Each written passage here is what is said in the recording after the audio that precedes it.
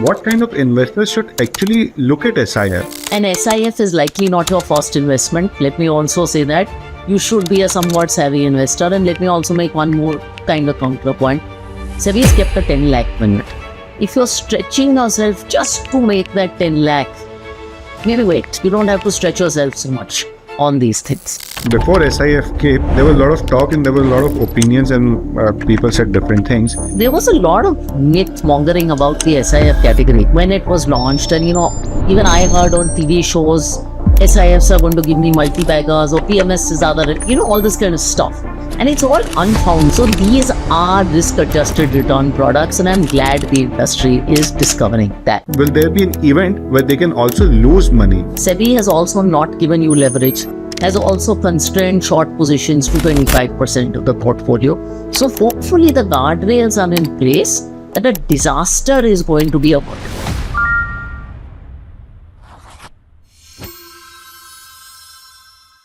Hello and welcome to the Beyond Returns podcast by ET Money. Today we are joined by Radhika Gupta, the MD and CEO at Edelweiss Mutual Fund. In this episode, Radhika ma'am will simplify SIF or Specialized Investment Fund for all of you.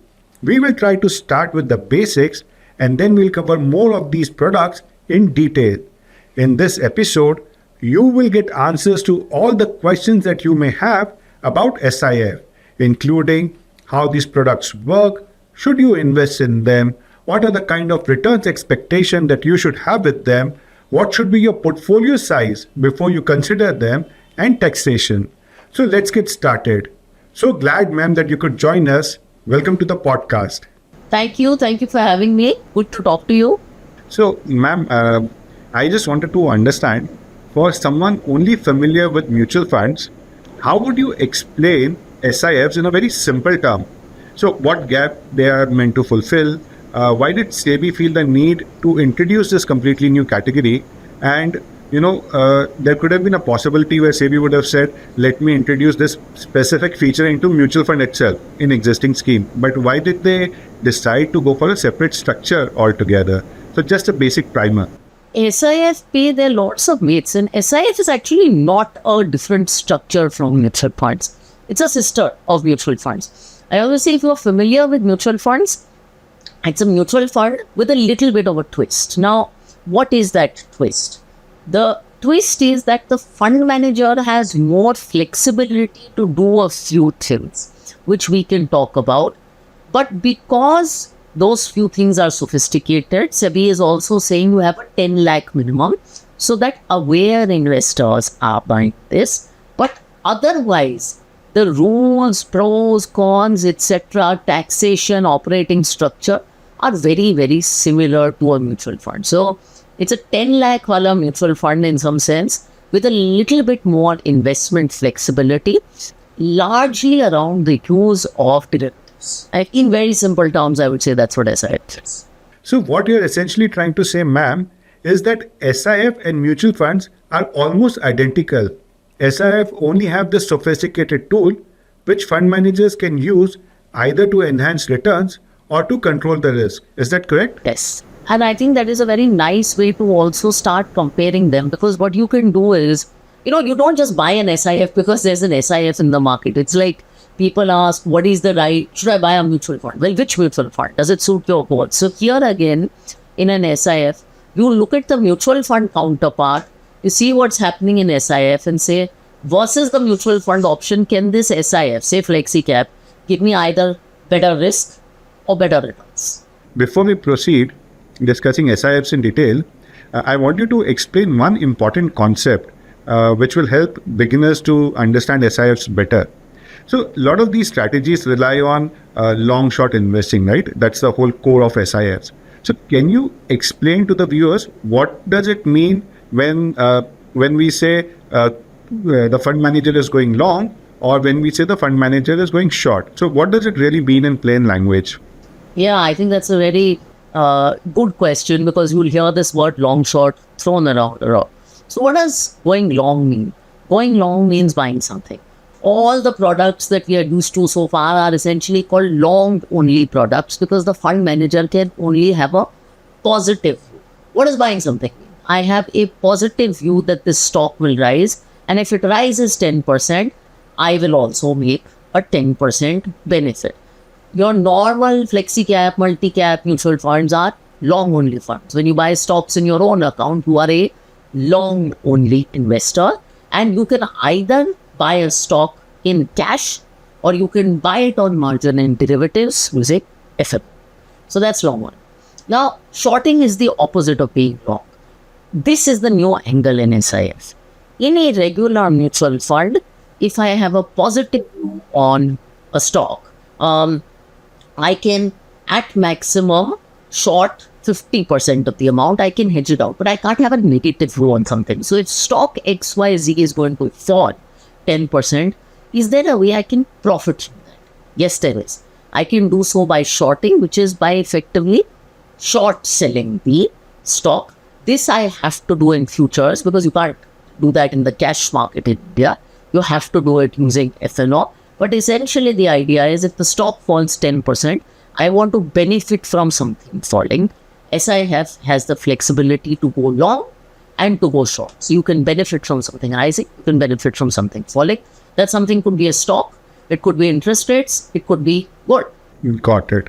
So as an example, if I think that, let's say, hypothetically, Reliance may fall by 50 rupees, 100 rupees, whatever, because of multiple reasons, maybe international reasons, crude oil price shock, anything, whatever. So in a normal mutual fund, I don't have any option. All I can do is, if it's in my portfolio, either keep it or sell it. Yes. But now I can actually profit from that call also. That's the only added advantage here. Yes. But also just explain us, why do fund managers typically use this approach? Is it mainly about reducing risk, or is it about increasing the returns, or is it both? Actually, it can be both. So I could run a portfolio that has Nifty. And I could have the view that the market is going to do badly. And I could just reduce my Nifty exposure or make it zero by shorting, and it's a way to reduce risk. The other thing is, you gave the name of a stock, but if you have a view on 2-3 stocks, even in a rising bull market, even when the market is bullish, all stocks won't make, like in the Nifty, all 50 stocks are not going to make money. So there will be 10 of them or 15 of them at any point in time that probably will lose money even in absolute. So if I am able to do the selection right and go short on the right stocks, then of course I can benefit from it. So it's also a alpha generation strategy.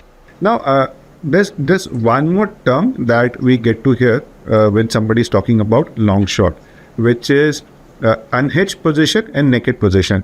So just for the basics, this last two things, if you can explain what does it mean and what's allowed under SIF. Yeah, so an unhedged position is again buying a stock and say I take 50 rupees and I buy 50 rupees of a stock. That's an unhedged position. Now say I think the stock is going to go down in mutual fund. I can't have a naked position on it. I'll come to that. But what I can do is I bought 50 rupees of it. I can sell 50 rupees exactly of the same stock. 50 minus 50. So it is a completely hedged position. That means essentially what am I going to earn? I'm going to just earn the interest rate return, जिसको हम arbitrage return कहते हैं. Some people would be familiar with arbitrage funds. So a hedged position is basically buying X of the same stock and selling X of the same stock, going long and short the same stock and earning interest rate. An unhedged position is if I'm 50 rupees long, that's unhedged. If I'm 25 rupees short only, that is also unhedged. In mutual funds, you can have long positions, you can have long short positions that are fully hedged. You cannot be minus 10 on a stock. So you can't, I repeat, profit from a stock falling because that is an unhedged short position. In SIF, if you have 100 rupees of capital, you are allowed to have up till minus 25 naked short. Okay. Now, coming to the structure, so what are the different categories of SIF that are allowed under regulations? And what are the kind of strategies that investors can expect across these categories? And also, at a high level, how should investors think about the potential returns without treating them as guarantees, Oh, it's the last question is the hard one. So let's start with the categories here. first. So SIF has a very similar construct to mutual fund. Mutual fund has equity debt hybrid. SIF has equity debt hybrid. Now let's just go through each of them, and each of them have different implications in terms of rules, taxation, etc., which I'm sure will come. In equity, there are three categories: equity long short, X top 100, and sector rotation. Let me compare with mutual fund. Everyone knows what a flexi cap fund is. Equity long short is flexi cap with 25% short. Everyone knows what a mid cap fund is. There used to be a category called mid and small cap. X top 100 is a mid and small cap fund with 25% shorting. Many people know sector rotation funds in mutual funds as thematic funds. Sector rotation is that, but instead of just going long sectors, I can also go short sectors. And debt, there are two categories. One is the equivalent of a dynamic bond fund category, but I can also short. One is a sector selection debt fund. That's like a credit risk fund, but I can also short. So you have these two. And then in hybrid, there are two categories. There's one called active asset allocation. Again, everyone is familiar with multi-asset funds. This is multi-asset with shorting. The other one is hybrid long short. Everyone is familiar with equity savings funds, arbitrage funds, balanced advantage funds. Again, that category, but I can also short. So always look at your mutual fund counterpart and see what I can do. Now the returns question. The categories in SIF, unlike mutual fund, are extremely wide. When I look at a category like mid cap in mutual fund, the rule is 65% has to be mid cap stocks. When I look at X top 100, there's no such rule. I can be mid, I can be small, I can be micro, I can be 30 mid, 25 short small. So the returns will really depend on what is going on in the category. And even in the few SIFs that are launched already, what we're seeing, even in a category like hybrid, there is so much difference between the funds that are there.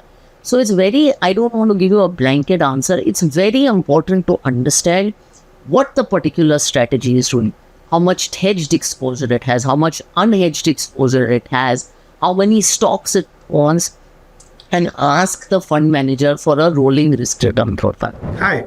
Before we continue with the conversation, just one important note for viewers who would be interested to know more about SIF. These products are now available on the ET Money app. And to keep things simple, we have organized them by category. So when you tap on any category, you will find simple and easy to understand explanation on how that type of SIF work, what it is designed to do, and whom it may be suitable for. Further, you can explore individual fund and check relevant details and see if any fund or category is suitable for your needs. So if you want to know more or check your options, head to the ET Money app now. Okay, and then maybe compare it with the existing fund in mutual fund and see what kind of returns are you getting. Yes. But ma'am, just one thing here. Before SIF came, there was a lot of talk and there were a lot of opinions and people said different things. But now when we see the products getting launched, most of them or maximum of them are talking about better risk-adjusted returns and maybe about 2 percentage points higher than what an equivalent category in mutual fund would give. Right? Yeah. This is what I've heard for most people. Is this something that we will see even going forward? And is this something that will get established, or maybe going forward people will focus more, or rather, I mean, fund houses will focus more on alpha also? There was a lot of myth mongering about the SIF category when it was launched, and even I heard on TV shows SIFs are going to give me multi-baggers or PMS is other, all this kind of stuff. And it's all unfounded because you have to realize what are the instruments available. And SIF is a mutual fund that is allowed to take short positions. Now, what does an SIF not allow you to do?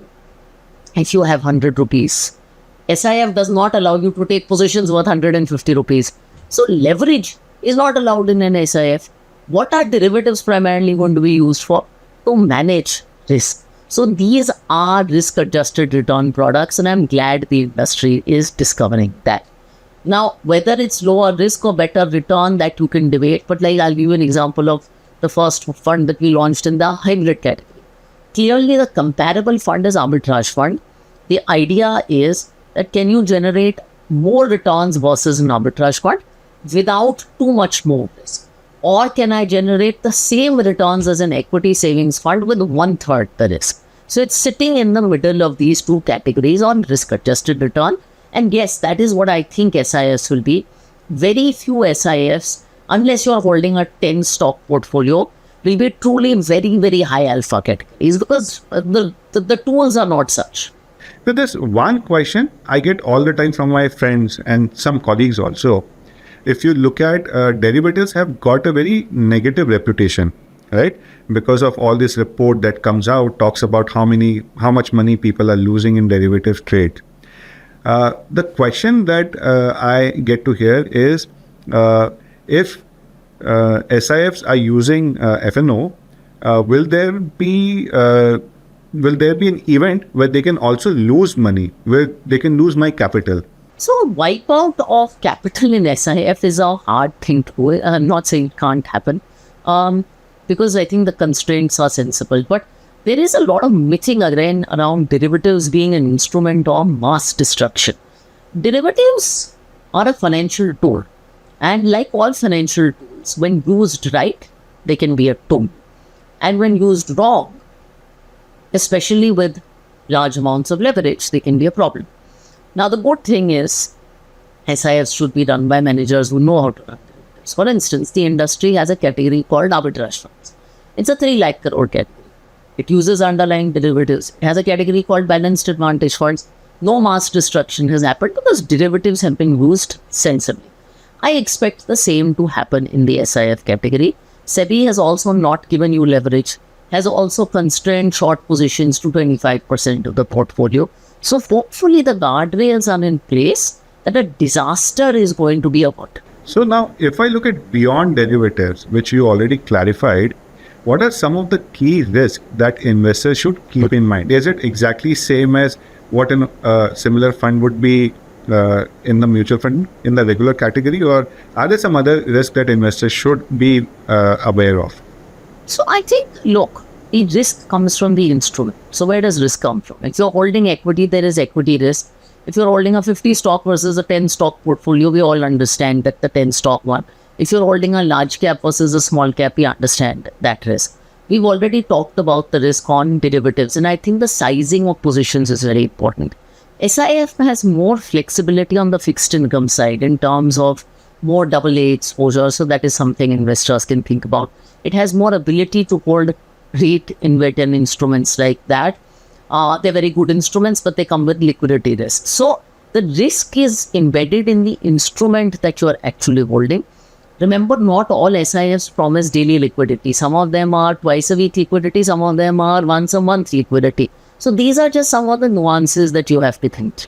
Ma'am, you mentioned that SIFs, in fact, you gave the example of your own fund, that it can give you similar or better returns taking much lower risk, right? Perfect. Now, if we have to explain this simply to an investor that how an SIF is able to achieve that, can you give maybe an example or explain how does that happen?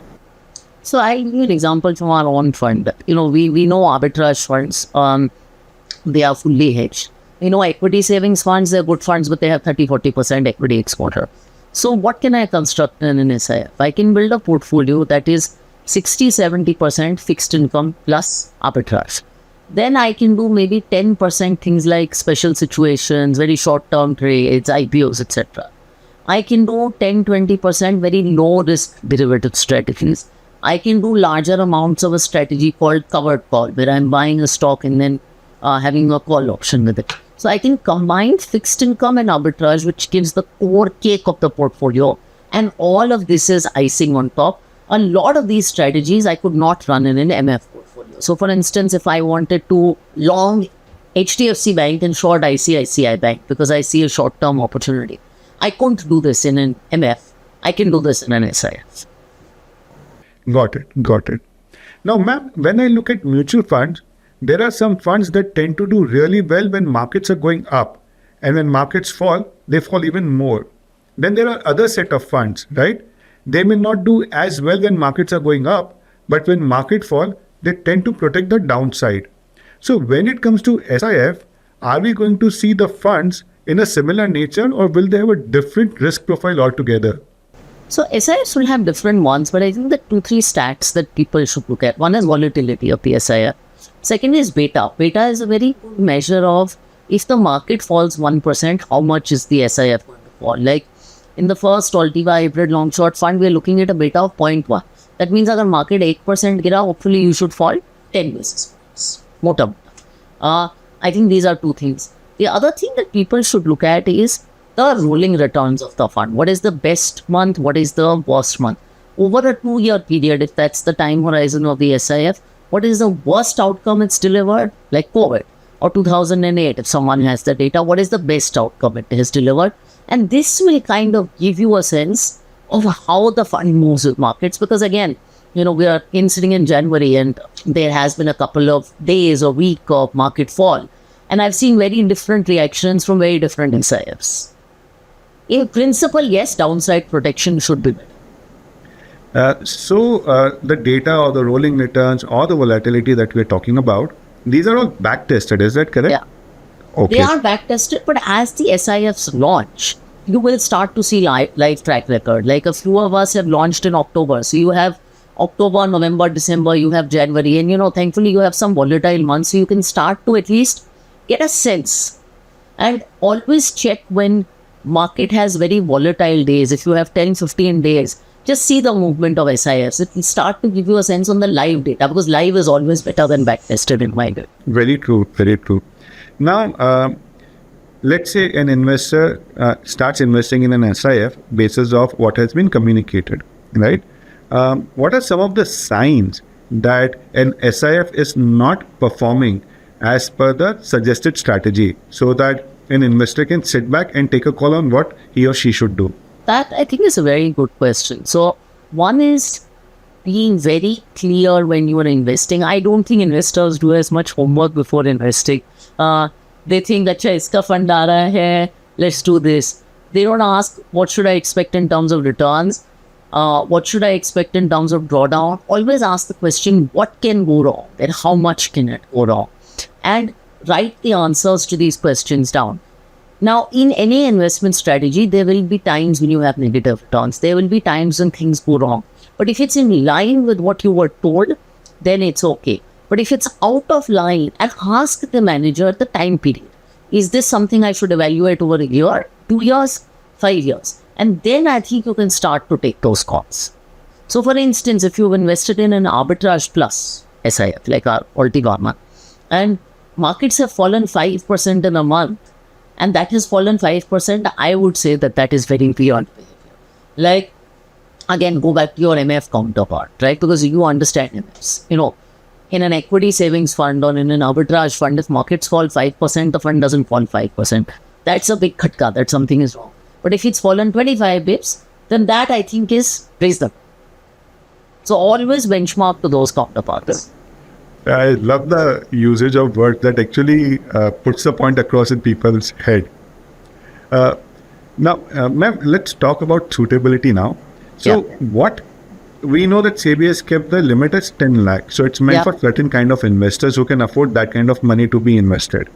But what kind of investors should actually look at SIF, and how should SIF fit in the investor's portfolio overall? Yeah, so I think these are distinct questions, but what kind of investors should look at SIF? Firstly, never, ever, ever buy anything you don't understand. Nothing on earth is worth buying if you don't understand how it works, and wait till you understand it. If you don't understand the basic risk-return profile, including when things will go wrong, don't touch it. If you're scared to understand but are still interested, talk to a qualified financial advisor, talk to a platform, get help, but don't do things without understanding.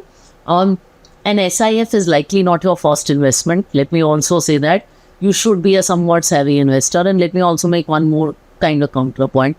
SEBI has kept a 10 lakh limit. If you're stretching yourself just to make that 10 lakh, maybe wait. You don't have to stretch yourself so much on these things. Where should it fit in your allocation? You have to decide the role the SIF is playing. And if you need that product, then it fits in your allocation. For instance, Arbitrage Plus, again, I'm taking that example, or Altiva. if you don't have a income oriented allocation or a fixed income allocation, then this product is not for you. It's not a growth oriented product.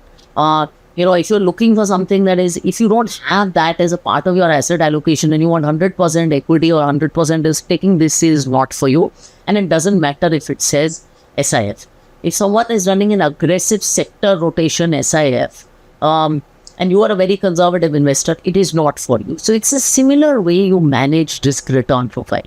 However, if you are an investor who has a need for tax efficient fixed income solutions, then the Altiva SIF is absolutely fine. Got it. Now, for a moment, ma'am, let's assume that you were not associated with mutual fund industry at all, with everything else being the same, right? So you come across this new product called SIF. So I just want to understand, at what portfolio size would you consider investing in SIF? Me personally, so I always look at my portfolio as to what I need and what my goals are. And if I have a particular goal and the SIF is fulfilling that, then I would allocate to the SIF. How much depends on my confidence and conviction in the manager and their ability to deliver. And maybe I would start and continue to increase my allocation.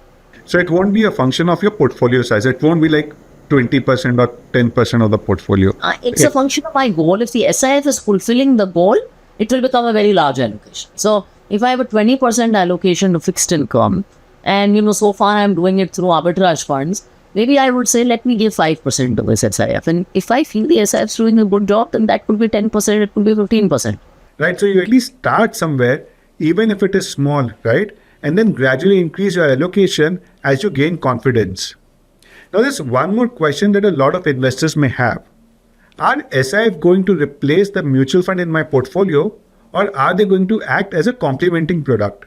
So in the long term, I think if they do the job they are supposed to, then they could be very effective replacements. At the minimum, they could be complementary products. That's the way I see it. Like, I think what we're trying to do with Altiva could definitely be it could take away a meaningful part of the investor's allocation to arbitrage funds, but arbitrage funds are more effective over a 3-month period. The Altiva product is not effective over a 3-month period. So I think that is the nuance that one has to think of. So it could be a great complement. It could be a part substitution. Again, you have flexi-cap funds in your portfolio. If you find an SIF that's attractive, maybe instead of 100 rupees in flexi-cap, 75 goes there and 25 goes here. What is that one question that investors should honestly ask themselves before investing in an SIF? So, do I need this kind of product, and is the manager capable of delivering what he's saying, as he or she is saying? So, do I need a product with this risk return profile, or am I just buying it because I'm excited about SIF? And is the SIF what they're promising? Are they capable of delivering it? Is it solving a problem I have? Now, talking about Edelweiss SIF strategy, can you take us through what is the problem that Edelweiss is trying to solve through this SIF, and how should investors look at it? And what should investors know before investing? So our SIF brand is Altiva. For anyone who doesn't know, SIFs have to have a distinct brand. And the first product in Altiva is under the hybrid long short category. Now, it is trying to solve a very targeted problem of efficient post-tax income. Post the change in debt taxation, whether you do an FD or whether you do a debt mutual fund, they are fully taxed. The next best solution is arbitrage, but of course returns are more limited. And then you have equity savings funds where risk is higher, 30-40%. Can you use fixed income, arbitrage, and some derivative strategies to create a product that is far more tax efficient and still gives you a couple of percentage of returns above an arbitrage fund? That is the problem we're trying to solve today. And it's not the only problem we will solve. This is the first fund we've launched. We'll have multiple other launches this year, which will solve different problems. So I can look at it from two different angles, right? I can look at it from income generation point of view, or I can look at it as part of my debt allocation. Yes. How should I look at it? Or it can be, depending on the requirement, it can be suited for both. So you should look at this as an income or debt orientation with a more than 1 year horizon. We should certainly not look at this as any kind of liquid fund or 6-month kind of thing. This is ideally a 1 to 2 year oriented. I would love to say 2 years more than one. There was a category of money that you just needed to park away for 18 months, 24 months that you don't want to take risk with. This is for that. And you also want to get some return on it. So, as an investor personally, I'm asking you, let's say I have a 12 lakh rupees emergency saving fund, right? Yeah. Which is parked in different avenues. Some money is in liquid, some money is in FD. Can I park some money which I think I may not need within a year in an SIF like yours? So yes, this is a 1 year FD, tax-free bond, that kind of thing. This is not your liquid fund. Got it. I mean, it's interesting, even in our own arbitrage fund, we've seen the average holding period is 18 months. Oh, okay. You would be launching a lot of funds, right? A lot of SIF funds. Where will you be investing basis of your portfolio? Obviously, it's not about favoritism. It's about how your portfolio is positioned, right? So firstly, because of skin in the game regulations, I would be invested in all our funds. That I am. So I've already invested in Ultiva because of that. I probably will seriously consider increasing, because as one grows, I think wealth preservation is important. So I think I will have some investments in hybrid long short. And then, of course, I do significant mid and small cap allocations. And I think our team does a great job with that. So when we launch X Top 100, I will definitely be an allocator there. Now, we've covered SIF, we've covered strategies. Just want to talk a few things about the operational part, right? Now, are everything about SIFs very similar to mutual funds? So, for example, reporting of daily NAV, portfolio disclosures every month, limits on expense ratios, direct versus regular plan. Are all these things same? Yeah. So what stays the same? Daily NAVs come out on M3's website. It's right there. Portfolio disclosures, I think, are not once a month. They are once in 2 months. So they are a little less frequent, but they are transparent. Expense ratio limits are just the same. Direct versus regular is just the same. So honestly, a lot stays the same. And while portfolio disclosures for many, the rule says twice a month, once in 2 months. We put out a fact sheet every month where you get a lot of disclosure. Of course, the 10 lakh per, fund house limit is a little different than MF. And 10 lakh rupees per fund house also means that, let's say, if Edelweiss has 3 funds, it can be 10 lakh spread across the 3 funds. So it can be, let's say, 3, 3 and 4, for example. Yes. Right? Got it. Now, I just wanted to understand, are SIFs more suitable like a lump sum investment or SIP investment? It depends on what the SIF does. Now, both are allowed. So, is a debt fund more suitable for lump sum or SIP? Is a mid-cap fund more suitable for lump sum or SIP? And then you look at your SIF counterpart. So, for instance, the hybrid long-short fund that we have, you can do an SIP, but there's no volatility. There's not a huge amount of volatility that you will benefit from. But an X Top 100 fund might be very well placed for an SIP. Got it. So that answers basically compared to what you would actually look at in a mutual fund and accordingly take a call. Also, just wanted to understand, like as we are talking about the operational part, once I invest rupees 10 lakh, what is the additional SIP amount which I can invest every month? How low can that go? So that, I think as little as 1,000 rupees. Check with the individual fund house. Beyond 10 lakhs, there's no limit. Now, finally, taxation. An equity SIF is taxed just like an equity mutual fund, hybrid just like a hybrid, and debt just like a debt. So it's similar. There's only one nuance. So equity is taxed like equity long-term capital gains over a year, short-term less than 1 year. Debt is taxed like debt. In hybrid, there's a bit of a nuance because hybrid funds are actually listed on the stock exchange and they don't have 65% fixed income. If the hybrid fund is structured in a certain way, like including ours, then it's considered a listed stock. So then the taxation becomes 1 year. So over 1 year, it effectively becomes capital gains. Before that, it becomes marginal. Now, when people started launching SIFs, right, we've seen more SIFs in either equity or hybrid, right? Yeah. we haven't seen anybody yet launching a debt-based SIF. Just wanted to understand what possibly could be the reason as you see it, or maybe you can answer it from your own point of view. Why did you opt for hybrid first, and when would somebody expect debt to come? So we launched hybrid because one, we feel there's a consumer need for yield, and secondly, it's our capability. We run large arbitrage funds. We do special situations in many of our balanced advantage, aggressive hybrid funds, and we have a team that has some of the best derivatives experience on the street. So ours was capability oriented. I also think there's a category industry-wide fixed income because of taxation hasn't seen too much flow.